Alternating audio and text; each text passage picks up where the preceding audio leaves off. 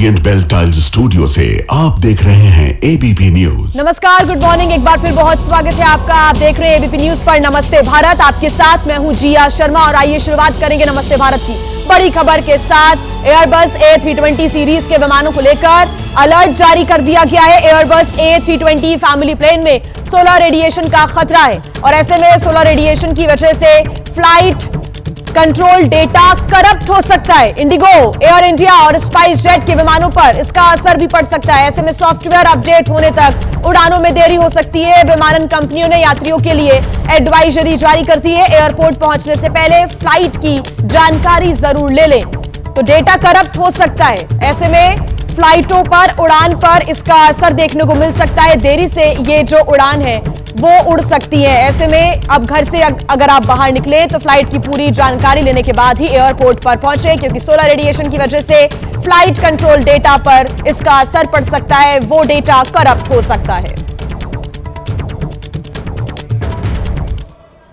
तो देखिए, जो खतरा है रेडिएशन का वो उड़ानों पर कहीं ना कहीं मंडरा रहा है। ऐसे में A320 विमानों पर सोलर रेडिएशन के खतरे की वजह से ऊंचाई पर सोलर रेडिएशन का खतरा है। रेडिएशन से डेटा करप्ट हो सकता है, इसकी भी कहीं ना कहीं जानकारी मिल रही है। ऐसे में अगर डेटा करप्ट हो जाता है तो सिस्टम में एरर आ सकती है और A320 के कई विमान दिक्कतों का सामना कर सकते हैं। गलत डेटा पढ़ने की वजह से विमान नीचे झुक जाता है और ऑटो पायलट मोड में भी विमान झुक जाता है। जांच में कंप्यूटर स्विचिंग में गड़बड़ी यहां पर पाई गई है और ऐसे में रिपोर्ट आने के बाद ही एयरबस कंपनी का ये बड़ा फैसला लिया गया है। सॉफ्टवेयर अपग्रेड करने का फैसला लिया गया।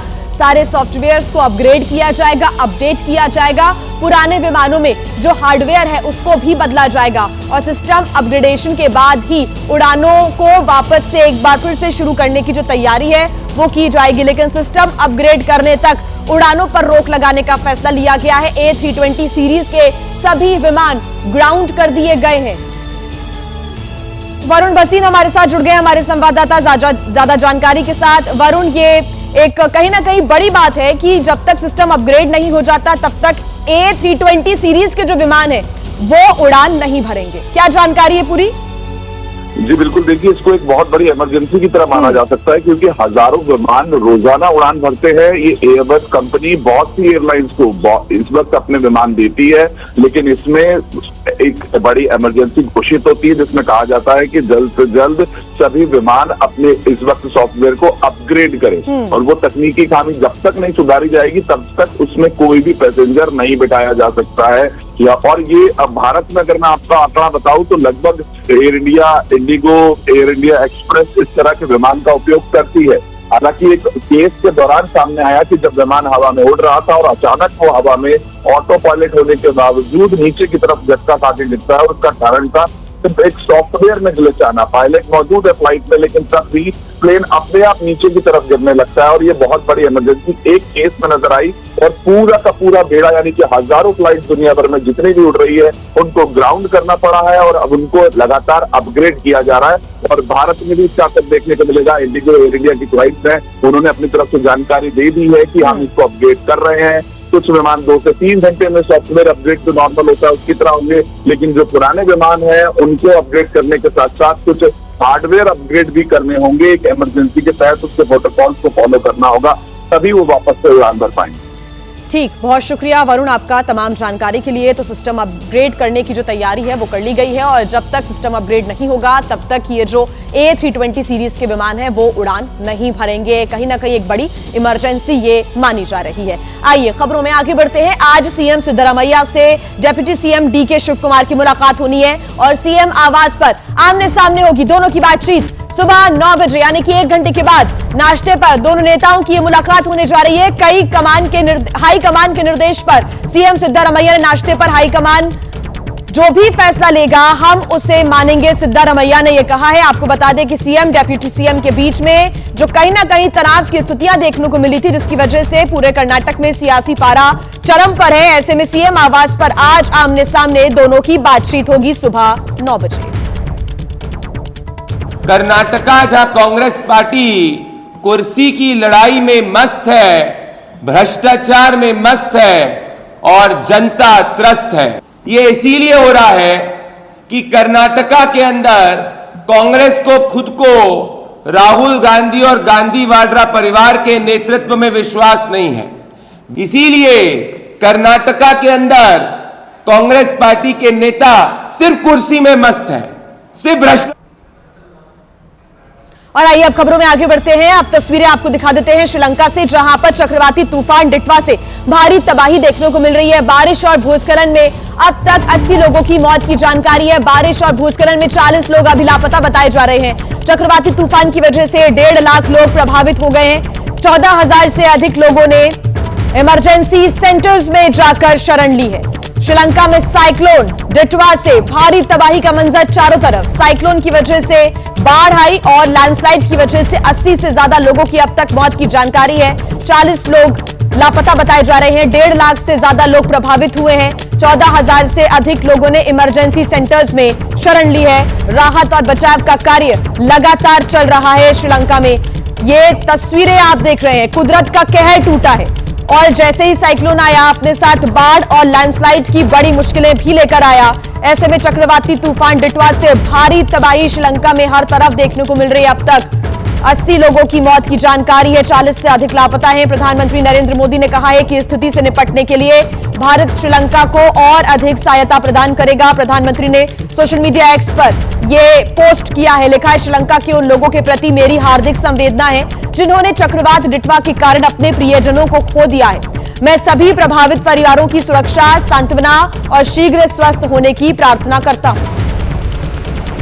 तो देखिए, मदद के लिए भारत आगे आए, लेकिन उसके पहले आपको बता दें कि श्रीलंका में चक्रवाती तूफान डिटवा से कितनी ज्यादा तबाही अब तक हो चुकी है। अब तक 80 लोगों की मौत की जानकारी है। 40 से अधिक लोग लापता बताए जा रहे हैं। हजारों की संख्या में लोग हैं जिनके घर उनसे छिन गए हैं। 40 लोगों की तलाश लगातार की जा रही है जो कि लापता हैं। सबसे अधिक नुकसान बेडुला इलाके में हुआ है। श्रीलंका के कई हिस्सों में हालात बेहद गंभीर हो चुके हैं। नदियों का जलस्तर खतरे के निशान के ऊपर पहुंच चुका है। नदियां उफान पर हैं। कोलंबो समेत कई निचले इलाकों में रेड अलर्ट जारी किया गया। अधिकांश ट्रेन सेवाएं भी रद्द कर दी गई हैं। ऐसे में लोगों को हर तरफ से, चारों तरफ से मुसीबतों का सामना करना पड़ रहा है।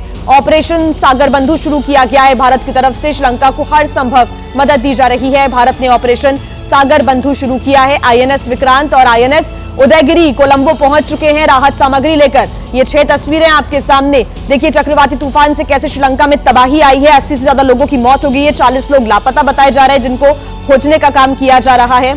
और श्रीलंका में आया चक्रवाती तूफान, तमिलनाडु में भी इसका अलर्ट जारी कर दिया गया है।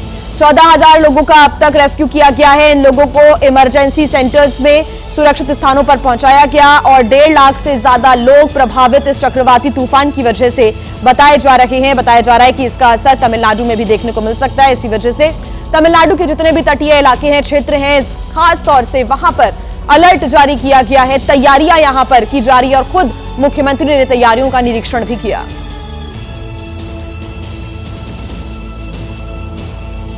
तो देखिए, भारत में भी चक्रवाती तूफान डिटवा को लेकर अलर्ट जारी कर दिया गया है और तमिलनाडु में भारी बारिश होने की संभावना व्यक्त की जा रही है। आज और कल भारी बारिश का अलर्ट जारी किया गया है। तमिलनाडु के तट के करीब से डिटवा के गुजरने की संभावना है।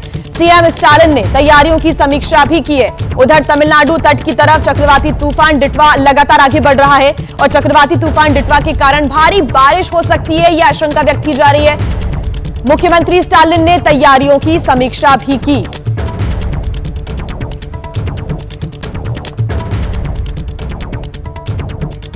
तो देखिए, डिटवा को लेकर तमिलनाडु में अलर्ट जारी कर दिया गया है क्योंकि भारत में भी इसका असर देखने को मिल सकता है। खासतौर से तटवर्ती इलाकों में तेज हवाएं, समुद्र में उफान देखने को मिल सकता है। तमिलनाडु तट की तरफ आगे डिटवा तूफान बढ़ रहा है। मौसम विभाग ने भारी बारिश की आशंका व्यक्त की है। आज और कल भारी बारिश हो सकती है, जिसको लेकर अलर्ट भी जारी कर दिया गया। दक्षिणी और कावेरी डेल्टा जिलों में भी भारी बारिश का अलर्ट है। तमिलनाडु, पुदुचेरी और आंध्र प्रदेश के तटों के पास पहुंचने की इसकी आशंका है। ऐसे में 30 नवंबर की सुबह तट के करीब से गुजरने की संभावना है इस साइक्लोन की। मुख्यमंत्री स्टालिन ने तैयारियों की समीक्षा भी की है और संवेदनशील इलाकों में, संवेदनशील जिलों में राहत बचाव का कार्य लगातार जारी है और ऐसे में वहां पर जो राहत बचाव दल है उसकी पहले से ही तैनाती कर दी गई है। लोगों से अपील ये की जा रही है कि वो समुद्र के किनारे या फिर समुद्र में फिलहाल जाने से बचे क्योंकि वहीं से होता हुआ ये डिटवा तूफान गुजर सकता है। ऐसे में इसका असर भारत के तमिलनाडु पर भी पड़ सकता है। तैयारियां यहां पर पूरी भी की जा रही है प्रशासन की तरफ से।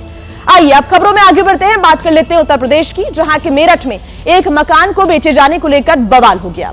यह बवाल इतना ज्यादा बढ़ गया कि इलाके में तनाव की स्थितियां बन गई और पुलिस को बीच बचाव करना पड़ा।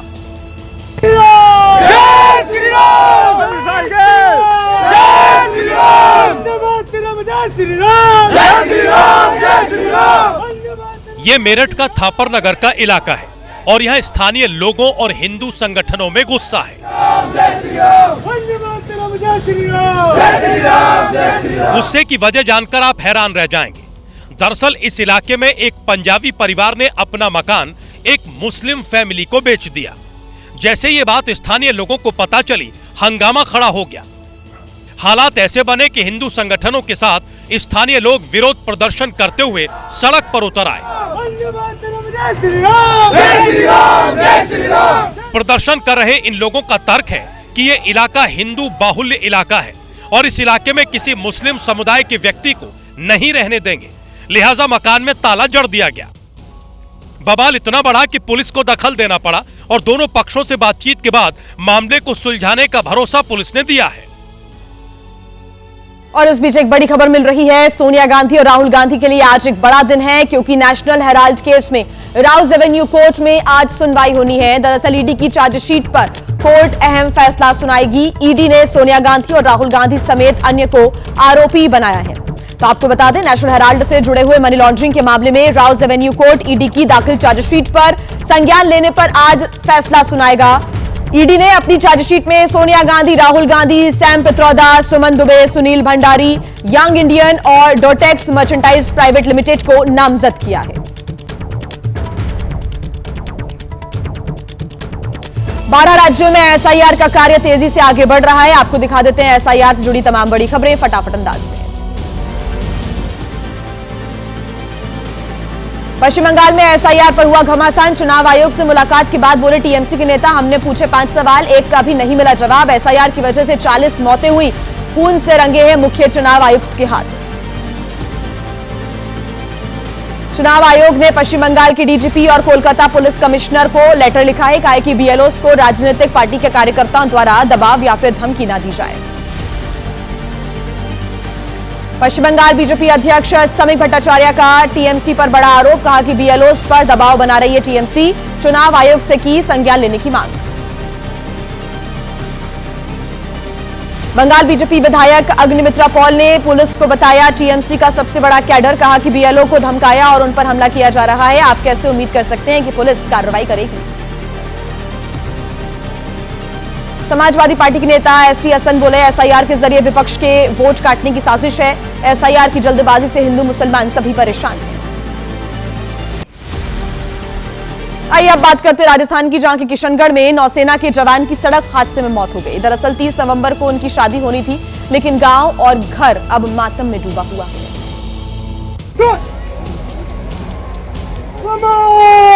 जहां पर शादी के बैंड की आवाज होनी चाहिए थी, वहां पर पार्थिव शरीर को सलामी दी जा रही थी।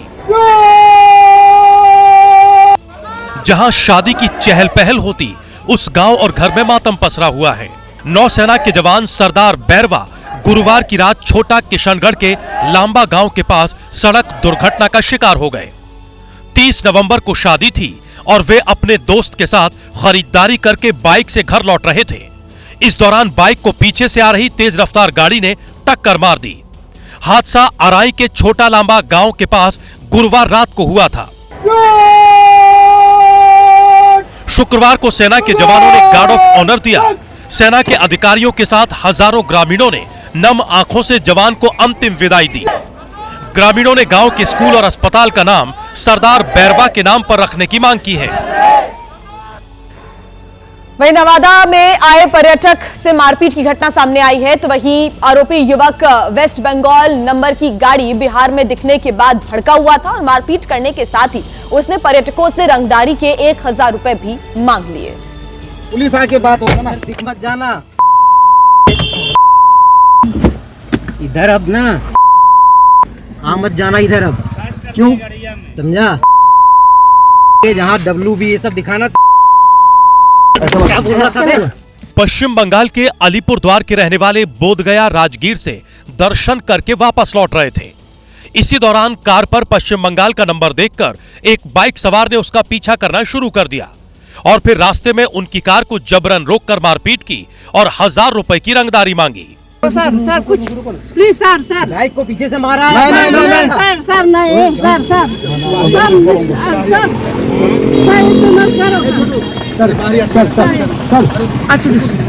निकालो 1000 रुपए निकाल फटाक से। मारपीट की वजह से दिलीप को कई जगह चोटें आईं। उन्होंने हिम्मत नहीं खोई और अपना प्राथमिक इलाज कराया और फिर पुलिस थाने जाकर शिकायत दर्ज कराई। बोध गया और उसके बाद इलाज कराया, फर्स्ट इलाज करवाया। उसके बाद आज उसके बाद में मेरा दीदी ने एक छोटा वीडियो क्लिप बनाया था उसी टाइम। अच्छा 28 तारीख है ना, तो आज 28 तारीख। तो कंप्लेन आप कब किए थे? आज किया सर। आवाज ही अरेस्टिंग भी हुआ।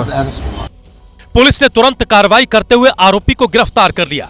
इस घटना का वीडियो सोशल मीडिया पर वायरल हो रहा है। लोग सवाल उठा रहे हैं कि सरकार कहती है कि बिहार में बेफिक्र घूमें, इधर बदमाश ऐसी घटनाओं को अंजाम दे रहे हैं। आपको तस्वीरें हम दिखा देते हैं ओडिशा की। इसको देखकर किसी की भी रूह कांप जाएगी, जहां के पुरी के पीपली में एक बेकाबू कार ने ऐसी टक्कर मारी कि 5 लोग घायल हो गए।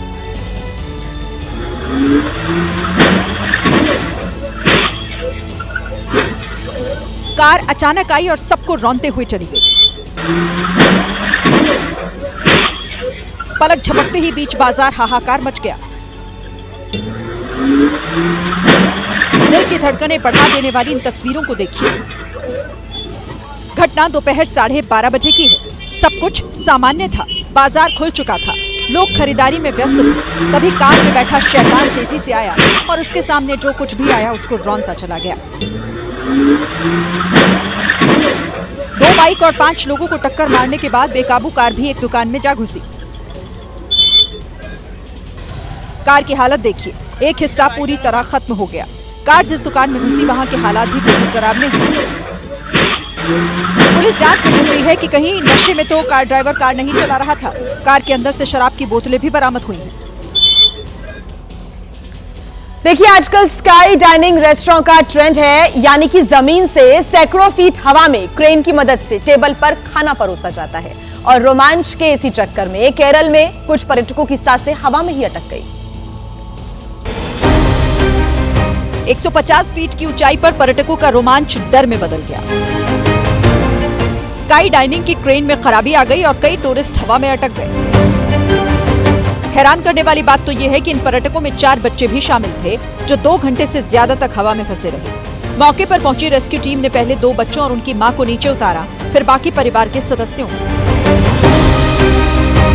परिवार कोझिकोड का रहने वाला था और पहली बार स्काई डाइनिंग रेस्टोरेंट का मजा लेने इडुक्की पहुंचा था।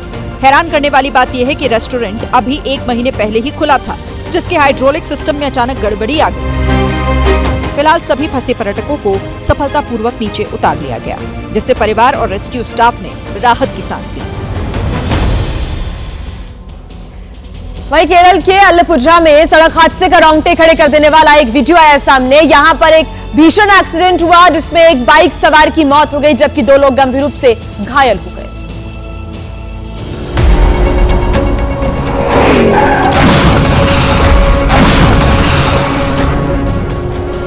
रफ्तार की सनक ऐसी कि एक ही झटके में सब खत्म हो गया।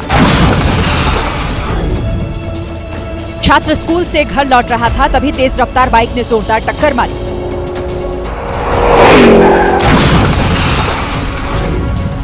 स्पीड इतनी ज्यादा थी कि टक्कर लगने के बाद बाइक सवार घसीटते हुए आगे दीवार से टकरा गया। कुछ ही देर बाद सड़क पर कोहराम मच गया। लोगों ने जैसे तैसे लोगों को बचाया। इस भयंकर हादसे में बाइक सवार की मौके पर मौत हो गई, जबकि पत्नी गंभीर रूप से घायल हुई। वहीं छात्र को भी बेहतर इलाज के लिए अस्पताल में एडमिट कराया गया। बात कर लेते हैं यूपी की, जहां के बहराइच में एक अजीबोगरीब घटना घटी, जिसने भी सुना वो भी हंसे बिना नहीं रह पाया। जी हां, इन दिनों इलाके में आदमखोर तेंदुए की दहशत छाई हुई थी और उसी के लिए वन विभाग ने जंगल में एक पिंजरा लगाया हुआ था, लेकिन शिकार इसका कोई और ही हो गया। पिंजरे के अंदर बकरी बांधी गई थी, ताकि जैसे ही तेंदुआ बकरी का शिकार करने आए वो जाल में फंस जाए। लेकिन हुआ इसके ठीक उलट। तेंदुआ तो फंसा नहीं, लेकिन पिंजरे में एक युवक जरूर बंद हो गया। दरअसल ये युवक बकरी चुराने के इरादे से आया था, लेकिन इसे इस बात का जरा भी अंदाजा नहीं था कि वो खुद ही इसमें फंस जाएगा। युवक ने पहले पिंजरे से निकलने की कोशिश की, लेकिन जब नहीं खुला तो उसने फोन करके ग्रामीणों को बुलाया और करीब 2 घंटे बाद सूचना पर पहुंचे वन कर्मियों ने उसे बाहर निकाला। जब उससे पूछा गया कि अंदर कैसे फंसे, तो युवक ने कहा, मैं चेक करने आया था कि पिंजरा ठीक ठाक काम कर रहा है या नहीं। अरे चेक कर आया हूँ। दरअसल कुछ दिन पहले ही एक बुजुर्ग महिला की तेंदुए के हमले में मौत हो गई थी। उसी के बाद से ये पिंजरा लगाया गया था। बात बिहार के लखीसराय की, जहां से बीजेपी विधायक और राज्य के मौजूदा डिप्टी सीएम विजय सिन्हा का स्वागत कार्यक्रम उस वक्त विवादों में घिर गया जब रोड शो के दौरान धड़ाधड़ फायरिंग होने लगी। समर्थक विजय जुलूस में झूम रहे थे और तभी दंदनाती हुई गोलियां चलने लगी। ऐसा एक बार नहीं, कई बार हुआ जब जश्न में डूबे उन्मादी समर्थक खुलेआम हथियार निकालकर फायरिंग कर रहे थे। इस दौरान आसपास मौजूद लोग भी कुछ देर के लिए सहम गए। विजय सिन्हा कभी खुली जीप तो कभी गाड़ी की छत से निकलकर लोगों का अभिवादन करते नजर आए। इधर आरजेडी ने स्वागत जुलूस में फायरिंग पर निशाना साधा। दूसरे डिप्टी सीएम अपराधियों को महिमा मंडित कर रहे हैं। खुलेआम फायरिंग हो रही है, खुलेआम गोलियों की तड़तड़ाहट हो रही है और सत्ता के मद में बैठे हुए लोग वैसे लोगों को संरक्षित कर रहे हैं जो गोलियों की बौछार कर रहे हैं। जनसुराज के नेताओं ने भी डिप्टी सीएम के विजय जुलूस में हुई फायरिंग पर निशाना साधा। और देखिए, इन दिनों गिरते प्याज के दामों की वजह से किसान परेशान हैं और किसानों का गुस्सा अब सड़कों पर दिखने लगा है। तस्वीरें मध्य प्रदेश के रतलाम से सामने आई हैं, जहां पर किसानों ने सड़क पर ही प्याज को फेंक दिया। मंडी में पहुंचे तो रेट सुनकर किसान नाराज हो गए। किसानों के मुताबिक प्याज 1 रुपए प्रति किलो के हिसाब से लिया जा रहा है। फिर क्या था, किसानों ने वहीं विरोध का त्वरित फैसला लिया और जिन ट्रैक्टर ट्रॉली की मदद से किसान प्याज मंडी बेचने आए थे, उसे सड़क पर ही पलट दिया। पूरी सड़क पर प्याज बिखर गया। मंडी में आने जाने का रास्ता जाम हो गया, जिसके बाद पुलिस की टीम आई। मंडी प्रशासन ने प्याज को जेसीबी की मदद से हटाया। पुलिस के मान मनोवल के बाद किसान माने और फिर रास्ता खुल सका। उत्तर प्रदेश के बरेली में एक ऐसा आरोपी पुलिस के हत्थे चढ़ा जिसकी तलाश पुलिस को पिछले 36 सालों से थी। जी हां, पुलिस ने उसे मुखबिर की सटीक सूचना के आधार पर धर दबोचा। प्रदीप सक्सेना बन गया अब्दुल रहीम और पुलिस तो छोड़िए, अपने परिवार नाते रिश्तेदारों की जिंदगी से भी गायब हो गया। धर्म बदलकर बरेली के प्रदीप ने मुरादाबाद के इस्लाम नगर में अब्दुल रहीम बनकर नई जिंदगी शुरू की। लेकिन कहते हैं ना कि कानून के हाथ तो लंबे होते हैं। पुलिस को पता चला कि वेश बदलकर प्रदीप ड्राइविंग कर रहा है। सटीक सूचना पर पुलिस ने डेला पीर मंडी के पास घेरा बनाकर उसे गिरफ्तार कर लिया। पुलिस ने आरोपी को कोर्ट में पेश कर कार्रवाई शुरू कर दी। राज्य बदलते हैं, शहर बदलते हैं, लेकिन नहीं बदलता तो स्टंट बाजों का बेखौफ अंदाज। ऐसी ताजा तस्वीर हैदराबाद से सामने आई है। ना इनको अपनी जान की कोई फिक्र, ना दूसरों की जान की कोई चिंता। चलती फिरती रोड, अगल बगल दुकान, लेकिन इन रील बाजों का क्या? ये तो रील बनाएंगे। फूल और कांटे फिल्म में अजय देवगन स्टाइल में 2 युवकों ने स्कूटी चलाई। एक युवक दोनों स्कूटी के ऊपर चढ़ा और बन गई रील। रील वायरल हुई तो पुलिस हरकत में आ गई। अब इन जैसे कई स्टंटबाजों पर एक्शन की तैयारी है। मोटर व्हीकल एक्ट के तहत ऐसे स्टंट पर 6 महीने की जेल और 5000 जुर्माने का प्रावधान है। बात कर लेते हैं हरियाणा की, जहां के सिरसा में डबल मर्डर का एक ऐसा सनसनीखेज मामला आया सामने जिसने भी सुना वो भी हैरान रह गया। यहां पर एक बेटे ने ही अपनी मां और उसके प्रेमी की हत्या कर दी और दोनों की लाश एक पिकअप में भरकर थाने ले आया। पुलिस के सामने सरेंडर कर दिया। पुलिस के मुताबिक आरोपी सीधा पुलिस स्टेशन पहुंचा और बोला, मेरी मां और प्रेमी की लाश गाड़ी में पड़ी और उन्हें निकाल दी। ऐसा सुनकर एक बार के लिए पुलिस भी सख्ते में आ गई। जब पिकअप में देखा तो वाकई 2 लाशें पड़ी हुई थी। जानकारी के मुताबिक बेटे को दोनों के अवैध संबंधों का पता चल चुका था। उसने अपनी मां को ऐसा नहीं करने के लिए समझाया था, लेकिन वो नहीं मानी और आखिरकार उसने दोनों को रंगे हाथों पकड़ा और फिर मौत के घाट उतार दिया। उन दोनों का कल रात मर्डर किया है और मर्डर इस करने की जो वजह उसने बताई है, उसमें दोनों का अवैध संबंध थे और जिसकी वजह से उसने उनको आपत्तिजनक स्थिति में देखा था। फिलहाल पुलिस ने युवक को हिरासत में ले लिया है। वारदात पूरे इलाके में चर्चा का विषय बनी हुई है। देखिए, दिल्ली में प्रदूषण का जो मुद्दा है वो सुप्रीम कोर्ट में भी उठ चुका है और खुद मुख्य न्यायाधीश प्रदूषण के हालातों पर चिंता व्यक्त कर चुके हैं। लेकिन जैसे जैसे प्रदूषण का स्तर बढ़ता जा रहा है वैसे वैसे इस मुद्दे पर राजनीति भी बढ़ती जा रही है। और देखिए, आरोप प्रत्यारोप के बीच प्रदूषण से निपटने का जो मुद्दा है वो बैकफुट पर ही चला गया है।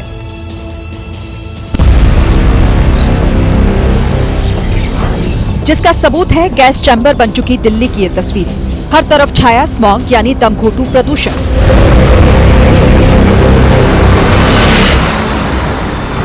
सांसें उखड़ रही हैं, आंखें जल रही हैं, सिर दर्द बढ़ता जा रहा है। अस्पतालों में मरीजों की भीड़ है लेकिन किसी को कोई परवाह नहीं। दिल्ली की पब्लिक साफ हवा और सांसों के लिए जूझ रही है, लेकिन सिस्टम अपनी रफ्तार से चल रहा है। जहरीली हवा की वजह से बच्चे बीमार पड़ रहे हैं। खांसते खांसते बुजुर्गों के फेफड़े कमजोर पड़ने लगे हैं। रोजी रोटी की मजबूरी ऐसी कि हर दिन आसपास मौजूद जहर को पीते हुए लोग रोजमर्रा के कामों में जुटे हैं। दिल्ली की ये जहरीली हवा हर किसी को बीमार बना रही है, उनकी उम्र घटा रही है, लेकिन सरकार के दावों की लिस्ट बड़ी होती जा रही है। देखिए, बच्चे हाफ रहे हैं, बुजुर्ग खांस रहे हैं, लेकिन सरकारों को कोई फिक्र नहीं है, ना कोई फर्क पड़ता है। AQI 400 से 500 के बीच पहुंच गया है और दिल्ली की दमघोटू हवा के लिए आम आदमी पार्टी बीजेपी सरकार को दोषी ठहरा रही है। तो दूसरी तरफ बीजेपी का दावा है कि केजरीवाल सरकार की नाकामियों ने दिल्ली को गैस चैम्बर बना दिया। अथॉरिटी इसलिए बनी है कि प्रदूषण को कम किया जाए, वो प्रदूषण के आंकड़ों में खुल्लम खुल्ला फर्जीवाड़ा कैसे कर सकते हैं? वो दिल्ली के अपराधी है अरविंद केजरीवाल, और 11 साल के बाद भी आज वो अगर पोल्यूशन का रोना रो रहे हैं तो अरविंद केजरीवाल को चुल्लू भर पानी में समाधि लेनी चाहिए। दिल्ली में इतना एयर पोल्यूशन है, लेकिन क्या आपको सरकार की ओर से कोई संजीदगी दिख रही है, कोई सीरियसनेस दिख रही है? और बजाय उसका संज्ञान लेके उसका समाधान ढूंढने के उसको समस्या ही नहीं माना जा रहा है। अब देखिए, इस बार पलटवार के बीच कांग्रेस नेता राहुल गांधी ने दिल्ली में जाकर कुछ महिलाओं के साथ मुलाकात की और खतरनाक होते प्रदूषण के मुद्दे पर उनसे चर्चा की। राहुल गांधी ने इस मुलाकात का वीडियो भी सोशल मीडिया पर शेयर किया। वीडियो के साथ राहुल गांधी ने लिखा कि बच्चों का दर्द सबसे गहरी चोट की तरह माओं के दिल में उतरता है। दिल्ली में प्रदूषण के खिलाफ लड़ रही ऐसी ही कुछ साहसी माओं से मिला। वो अपने ही नहीं पूरे देश के बच्चों के भविष्य को लेकर डरी हुई। There are almost close to 500 children under 5 who die every day in India because of air pollution. Yet, this has never been an emergency. Rahul Gandhi ने पीएम मोदी पर निशाना साधते हुए उनसे सवाल किया, मोदी जी, देश के बच्चों का दम हमारे सामने घुट रहा है, आप खामोश कैसे रह सकते हैं? इस मुद्दे पर सरकार कोई तत्परता क्यों नहीं दिखाती? कोई प्लान क्यों नहीं? किसी की जिम्मेदारी तय क्यों नहीं हुई? सवालों और आरोपों के बीच दिल्ली की मुख्यमंत्री रेखा गुप्ता ने दावा किया कि उनकी सरकार लगातार एक्शन मोड में है। पॉल्यूशन पे सरकार लगातार काम कर रही है और लगातार स्थिति पे निगरानी बनाए हुए हैं। हर रोज उस तरह के स्टेप लिए जाते हैं जो पॉल्यूशन को कर्व करने के लिए जरूरी है। और आइए अब बात कर लेते हैं इंडोनेशिया की, जहां पर बाढ़ से इंडोनेशिया और थाईलैंड में भी जैसे देशों में त्राहिमाम मचा हुआ है। और थाईलैंड के दक्षिणी इलाकों में इस वक्त आई बाढ़ से 145 लोगों की मौत की जानकारी है। इंडोनेशिया की बात करें तो 174 लोगों की सांसें बर्बादी की बाढ़ की वजह से थम गई। देश अलग है लेकिन हालात एक हैं। तबाही की मूसलाधार बारिश और उसके बाद आई भीषण बाढ़ ने दोनों देशों में शहर शहर कहर बरपा दिया है। आपके सामने इंडोनेशिया की तस्वीरें हैं, जहां की सड़क पर सैलाब बहता दिखा। बिना ड्राइवर की भारी भरकम कार प्लास्टिक के खिलौने की तरह बहती चली गई। ऐसी एक कार नहीं, मकान, दुकान, सामान सब कुछ बह गया। नाव के जरिए जब रेस्क्यू टीम एक इलाके में पहुंची तो लोग पेड़ों पर लटककर अपनी जान बचाते देखे गए। इस वक्त बाढ़ग्रस्त इंडोनेशिया के जिस भी इलाके से आप गुजरेंगे, तबाही का ऐसा ही डरावना मंजर देखने को मिलेगा। इतिहास की सबसे भीषण तबाही में से एक थाईलैंड में अब पानी का डरावना स्तर कुछ कम होने लगा है, लेकिन अभी भी स्थिति बेकाबू है। घर टूट फूट कर बर्बाद हो गए हैं। चलिए बात कर लेते हैं एसआईआर की। एसआईआर पर जारी सियासी घमासान के बीच टीएमसी के प्रतिनिधि मंडल ने चुनाव आयोग के साथ मीटिंग की है। चुनाव आयुक्त और टीएमसी डेलीगेशन के बीच तकरीबन 2 घंटे तक बैठक हुई। बैठक में टीएमसी के 10 सांसद भी शामिल हुए। मीटिंग खत्म होने के बाद टीएमसी डेलीगेशन में शामिल सांसदों ने गंभीर आरोप लगाए। उन्होंने कहा कि टीएमसी ने चुनाव आयोग के सामने 5 सवाल उठाए, लेकिन टीएमसी के एक भी सवाल का जवाब नहीं मिला। चुनाव आयोग के रवैये से टीएमसी डेलीगेशन नाराज दिखा। टीएमसी के सांसदों ने बताया कि उन्होंने चुनाव आयोग से पूछा कि बिहार में एसआईआर के दौरान कितने अवैध रूप से रहने वाले लोगों की जानकारी मिली। टीएमसी डेलीगेशन का दूसरा सवाल था, अगर पिछली मतदाता सूची में गड़बड़ी थी तो फिर लोकसभा चुनाव को ही रद्द करना चाहिए। टीएमसी का तीसरा सवाल बीएलओ से जुड़ा था। टीएमसी ने पूछा, बीएलओ ज्यादा दबाव में काम कर रहे हैं, उनके लिए क्या किया जा रहा है। चौथा सवाल, एसआईआर की प्रक्रिया किसके लिए है। और टीएमसी का पांचवा सवाल इसी से जुड़ा था, एसआईआर अगर घुसपैठियों की पहचान के लिए है तो सिर्फ कुछ राज्यों में क्यों। लेकिन टीएमसी का दावा है कि चुनाव आयोग की ओर से इन सवालों का कोई जवाब नहीं मिला। हम लोग जितना भी ऑब्जेक्शन दिया है उसका कोई रिएक्शन, कोई रिजल्ट कुछ भी नहीं आए। लेकिन अगर ये वोटर लिस्ट गलत है तो इतना जो लास्ट वोट हुआ सब गलत है, तो उसमें क्या करना है, सरकार को भी गिराना है। देखिए, एसआईआर के खिलाफ पश्चिम बंगाल में ममता बनर्जी ने मोर्चा खोल रखा है, तो उत्तर प्रदेश में समाजवादी पार्टी, लखनऊ से भोपाल तक कांग्रेस के कार्यकर्ता हल्ला बोल रहे हैं, जिन्हें रोकना पुलिस के लिए एक मुसीबत बन गया है। एसआईआर के खिलाफ युवा कांग्रेस के कार्यकर्ता जैसे ही चुनाव आयोग के दफ्तर की ओर बढ़े, भोपाल की पुलिस ने उन्हें रोक लिया। हंगामा बढ़ा तो भोपाल पुलिस ने वाटर कैनन का इस्तेमाल कर उन्हें तितर-बितर कर दिया। तो चोर है ना, डरते हैं तब तक पुलिस को आगे करते हैं। ये कितने भी वाटर कैनन चला ले, हम हमारी हक की लड़ाई लड़ते रहेंगे। लखनऊ में भी कांग्रेस के कार्यकर्ता चुनाव आयोग के ऑफिस का घेराव करने पहुंचे थे। स्थिति को देखते हुए वहां पर बड़ी संख्या में पुलिस बल तैनात कर दी गई थी। जैसे ही कांग्रेस के कार्यकर्ता चुनाव आयोग के दफ्तर पहुंचे, पुलिस ने उन्हें आगे बढ़ने से रोक दिया। उत्तर प्रदेश में समाजवादी पार्टी के नेता राजकुमार भाटी के एक आरोप पर सियासी विवाद बढ़ गया है और बीजेपी ने पलटवार करते हुए कहा कि समाजवादी पार्टी हर संवैधानिक काम का विरोध करती है।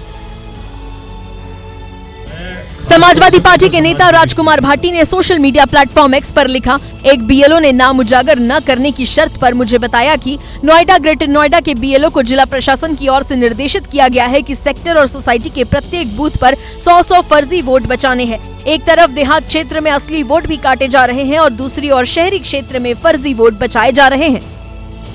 वहीं अखिलेश यादव ने भी एक वीडियो शेयर कर आरोप लगाते हुए कहा कि ये लोकतंत्र के साथ धोखाधड़ी है। आज वोट काटा जा रहा है, कल को खेत, जमीन, मकान, राशन, जाति आरक्षण से नाम काटा जाएगा। एसआईआर को देशवासियों के खिलाफ बड़ी साजिश बताया और इन आरोपों पर बीजेपी ने पलटवार किया। समाजवादी पार्टी जब भी कोई सरकारी और संवैधानिक काम होता है उस पर टिप्पणी करने का काम, आपत्ति करने का काम और लोगों को गुमराह करने का काम करते हैं। एसआईआर पर सियासत के बीच अखिलेश यादव ने अपना एसआईआर करवाया, साथ साथ ये संदेश भी दिया कि सभी लोग एसआईआर करवाएं। देखिए, कई राज्यों में बीएलओ की मौत को लेकर सियासी बवाल बढ़ता ही जा रहा है। विपक्षी दलों ने इसको लेकर चुनाव आयोग को घेरा। वहीं एसआईआर के काम में लापरवाही बरतने वाले बीएलओ पर लगातार एक्शन भी लिया जा रहा है। राजस्थान के जोधपुर में तो एक बीएलओ ऐसा भी है जिसकी हादसे में 2 पसलियां टूट गई, फिर भी ड्यूटी पर मुस्तैद है। बीएलओ यशवर्धन चौहान बेल्ट बांधकर ड्यूटी पर जाते हैं और एक एक मतदाता का वेरिफिकेशन करते हैं। यशवर्धन ड्यूटी के दौरान हादसे का शिकार हो गए थे। तब किसी कार से एक्सीडेंट होने के बाद नीचे गिरा और पीछे से कोई ट्रैक्टर आया तो उसके टायर की मेरे रिब पर लगी, जिससे मेरी पसलियां फ्रैक्चर हो गई। यूपी के गाजियाबाद में एसआईआर के काम में लापरवाही के आरोप में 21 बीएलओ के खिलाफ मुकदमा दर्ज हो गया। सभी 21 बीएलओ साहिबाबाद विधानसभा के हैं। इनमें से 9 महिला बीएलओ हैं। जो अच्छे बीएलओ हैं उनके लिए हमने पारितोषिक की घोषणा भी की। पश्चिम बंगाल के मुर्शिदाबाद के एक बीएलओ की मौत से हड़कंप मच गया। जाकिर हुसैन नाम के बीएलओ 27 नवंबर को अचानक बीमार पड़ गए और इलाज के दौरान उनकी मौत हो गई। टीएमसी ने इसे बड़ा मुद्दा बना दिया है। गुजरात के मेहसाना में भी 50 साल के बीएलओ दिनेश की मौत हो गई। रात में करीब 2 बजे एसआईआर का काम कर रहे थे। इसी दौरान दिल का दौरा पड़ने से उनकी मौत हो गई। इस पर कांग्रेस ने पूछा कि बीएलओ की मौतों पर सीईसी ज्ञानेश खामोश क्यों है। तो वहीं उत्तर प्रदेश के फतेहपुर में लेखपाल की मौत का मुद्दा लगातार गर्माता जा रहा है। समाजवादी पार्टी के अध्यक्ष अखिलेश यादव सुसाइड करने वाले लेखपाल सुधीर के परिजनों से मुलाकात करने फतेहपुर पहुंचे। एसआईआर की ड्यूटी में लगे लेखपाल सुधीर ने शादी के एक दिन पहले ही सुसाइड कर लिया। अखिलेश परिजनों से मिलने लेखपाल के घर पहुंचे, सांत्वना दी। इस दौरान उनके साथ फतेहपुर के सांसद नरेश उत्तम भी मौजूद रहे। परिजनों का आरोप है कि लेखपाल सुधीर की 26 नवंबर को बारात जानी थी। 24 नवंबर को घर में शादी की रस्मों की वजह से सुधीर ड्यूटी पर नहीं गया। अगले दिन कानून को घर आए और लेखपाल को डांटा। उसके बाद सुधीर ने फांसी लगाकर जान दे दी।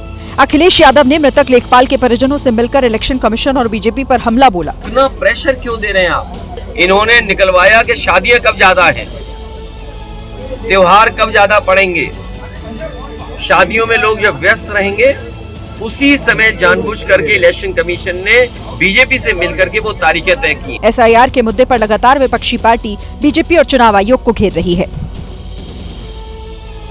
देखिए, उत्तर प्रदेश में पुलिस के तमाम एक्शंस के बावजूद रीलबाज युवक बेखौफ हैं, जिसकी गवाही देती तस्वीरें मुरादाबाद से अब सामने आ गई हैं, जहां पर सरकारी गाड़ी के बोनट पर बैठकर युवकों ने रील बनाई।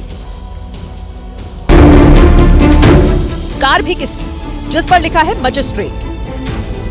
नीली और लाल बत्ती भी जल रही है, साथ में जल रही है सिगरेट। कानून का मजाक धुएं का छल्ला बनाकर उड़ाया गया। इस वीडियो में युवकों ने अपनी पोजीशन बार बार बदली, यानी काफी देर तक मजिस्ट्रेट लिखी कार पर बैठकर रील बनाई गई। उम्मीद है कि अब पुलिस इन रीलबाजों की ऐसी रील बनाएगी जिसके बाद ये रील बनाना ही भूल जाएंगे।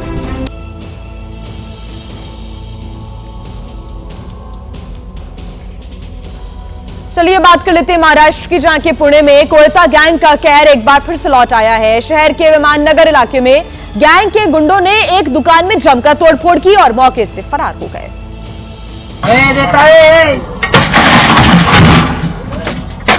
ये तोड़फोड़ इसलिए की गई क्योंकि दुकानदार ने मुफ्त में सामान देने से इनकार कर दिया। दरअसल कोयता गैंग के करीब 6 गुंडे एक पान की दुकान पर पहुंचे और मुफ्त में सामान देने को कहा, लेकिन जब दुकानदार ने देने से इनकार किया तो एक आरोपी ने धारदार हथियार निकाल लिया और उसी से दुकान में तोड़फोड़ शुरू कर दी। गैंग के दूसरे सदस्य भी टूट पड़े और काउंटर पर रखे सामान को तहस नहस कर दिया।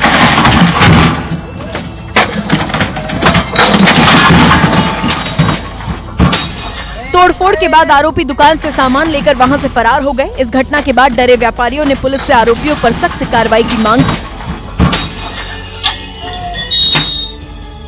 यूपी के इटावा में चलती ट्रेन से एक महिला को फेंकने का मामला सामने आया। आरोप है कि टीटी ने टिकट को लेकर हुए विवाद में नेवी अफसर की पत्नी को ट्रेन से धक्का मार दिया, जिसकी वजह से उनकी मौत हो गई।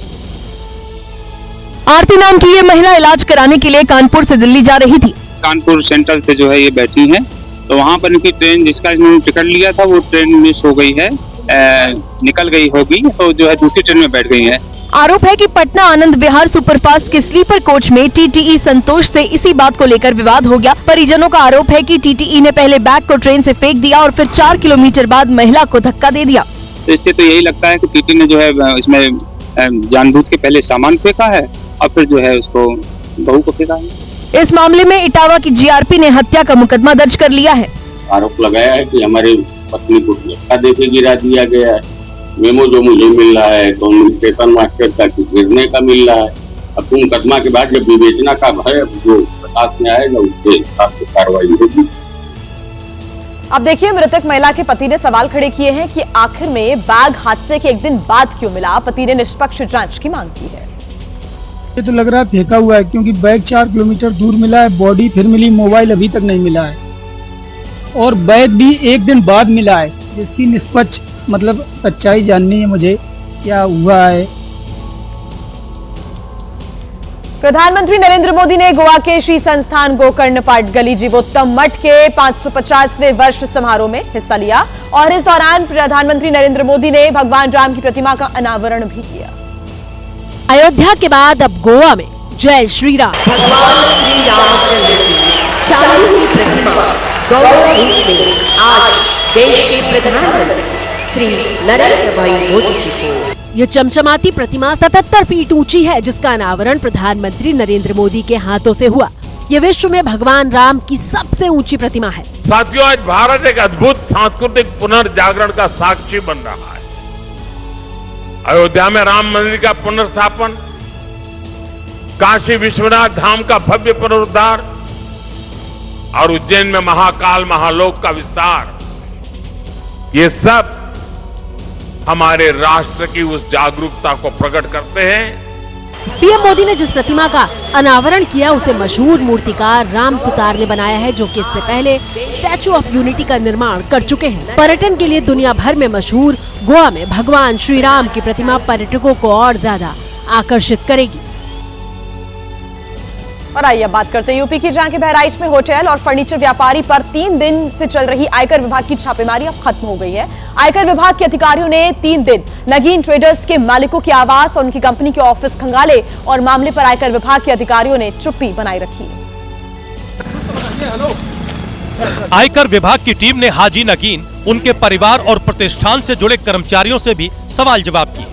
कंपनी के मालिक के मुताबिक आयकर विभाग की टीम को कोई गड़बड़ी नहीं मिली है। हमें कोई कमी नहीं बताया क्योंकि हम सही थे हर जगह पर। क्या टैक्स चोरी बताया? नहीं, हमारे हिसाब से सब सही है। अब वो उनका सरकार का विषय है, उनके अधिकारियों का विषय है कि उसको जो है वो किस तरीके से जो है देखते हैं। सूत्रों के मुताबिक इनकम टैक्स की टीम अकूत संपत्ति की जांच कर रही है। इनकम टैक्स अधिकारियों ने मीडिया से कोई बातचीत नहीं की और आयकर कमिश्नर भी सवालों का जवाब देने से बचते नजर आए। ग्रेटर नोएडा पुलिस ने गोवंश की हत्या करने वाले एक तस्कर को मुठभेड़ के बाद गिरफ्तार किया है। आरोपी के पास से अवैध तमंचे के साथ साथ पशुओं को बेहोश करने वाला इंजेक्शन भी मिला। मुठभेड़ के दौरान एक आरोपी फरार हो गया। गोवंश की हत्या करने वाले साजिद से पुलिस की जारचा थाने के तवाली इलाके में मुठभेड़ हुई, जिसमें आरोपी गोली लगने से घायल हो गया। पुलिस ने आरोपी के पास बिना नंबर वाली बाइक, अवैध तमंचा, कारतूस के साथ साथ पशुओं को बेहोश करने वाला इंजेक्शन भी बरामद किया है। कि ये जंगलों में पशुओं को चिन्हित करते हैं तथा जब चिन्हित करने के बाद उन्हें इंजेक्शन लगा के बेहोश कर देता है तथा अपने साथी शहजाद को फोन करके बुला लेता है और उस पशु के मांस को ये लोग काट कर अलग अलग जगहों पे विक्रित करते हैं। मुठभेड़ में पकड़े गए आरोपी साजिद के ऊपर केवल मेरठ में ही 10 मुकदमे दर्ज हैं।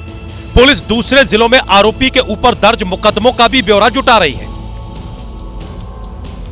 बात पंजाब की, जहां पर नशे को काबू करने की कोशिश हुई तो नशेड़ियों ने नशा छुड़ाने वाली दवा को ही नशे का हथियार बना लिया। नशा छुड़ाने की दवाएं अस्पताल में मुफ्त मिलती हैं और नशेड़ी इन्हें पानी में घोलकर इसका इंजेक्शन लगा रहे हैं। लुधियाना में दिन दहाड़े व्यस्त इलाके में समराला चौक पर एक फ्लाईओवर के नीचे नशेड़ी नशे का इंजेक्शन लगाते दिखाई दिए। पास पहुंचने के बाद भी ये पूरा इंजेक्शन लगाकर ही हटे और रोकने पर इनका अंदाज धमकी भरा था। हो रहा है? क्या हो रहा है? हेलो हेलो, की हो रहा है? शर्म आंदी है? हाथ ना लाने। शर्म नहीं आंदी? की हो रहा है? नशेड़ी सरकारी अस्पताल में मुफ्त में मिलने वाली जीभ के नीचे रखने वाली दवा का नशे के लिए इस्तेमाल कर रहे हैं। इन्हें पानी में घोलकर इसका प्राइवेट पार्ट पर इंजेक्शन लगा लेते हैं। गोली मिलता है सिविल में? सिविल में गोली मिलता है। वो जीभ ते रखने वाली होती है तो तू तो इंजेक्शन ला रहे हैं? वही पंप लगाते हैं लोग। अच्छा, एक सिरिंज कित्थों लेके आया फिर? सिरिंज कित्थों मिलती है लाना से? मिल जाता है डिस्पेंसरी में। ये डिस्पेंसरी गुरु अर्जन देव नगर से 3 नंबर गली के अंदर है। एक तरीके से 5 से 10 रुपए में नशेड़ियों का पूरा इंतजाम हो जाता है। नशे छुड़ाने की दवा मुफ्त में अस्पताल से लाते हैं और इन्हें सिरिंज बेचने वाले लुधियाना में हजारों बैठे हैं। नशेड़ी इतने बेखौफ हैं कि अब ये दिन में व्यस्त चौराहे के फ्लाईओवर के नीचे इंजेक्शन लगाने लगे हैं।